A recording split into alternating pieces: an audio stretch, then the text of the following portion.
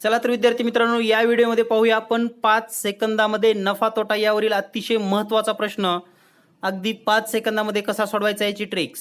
अतिशय सोपा प्रश्न असून स्कॉलरशिप स्पर्धा परीक्षा 2017ला हा प्रश्न विचारला गेला होता आणि यानंतरही अनेक स्पर्धा परीक्षेला हा प्रश्न विचारला जाऊ शकतो। चला तर पाहूया महत्त्वाचा प्रश्न। चला तर पाहूया 8वी स्कॉलरशिप स्पर्धा परीक्षेमध्ये विचारला गेलेला अतिशय महत्त्वाचा प्रश्न। हा प्रश्न स्कॉलरशिप 2017 या परीक्षेमध्ये विचारला गेलेला आहे आणि हा प्रश्न फक्त 5 सेकंदामध्ये कसा सोडवायचा ते आपण या ठिकाणी पाहणार आहोत। एका वस्तूची किंमत सुरुवातीला 10% वाढवली व काही दिवसांनी 10% कमी केली तर मूळ किमतीमध्ये काय फरक पडेल।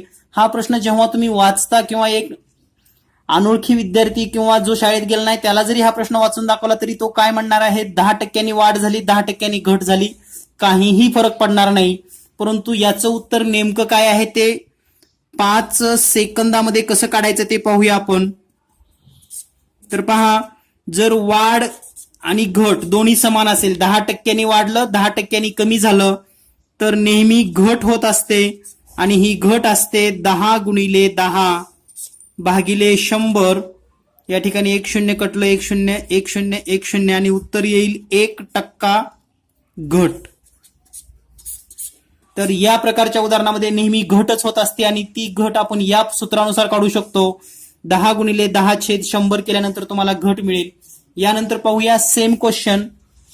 तर दुसरा प्रश्न आहे, एका वस्तूची किंमत 20% कमी केली व नंतर 20% वाढवली। 20% कमी केली आणि नंतर 20% वाढवली तर मूळ किमतीत काय फरक पडेल। तर अशा उदाहरणामध्ये नेहमी घटच होत असते आणि घट काढत असताना 20 गुणिले 20 भागिले 100 करा। 0 कटलं 0 कटलं तर या ठिकाणी 4% ही नेहमी घटच असते।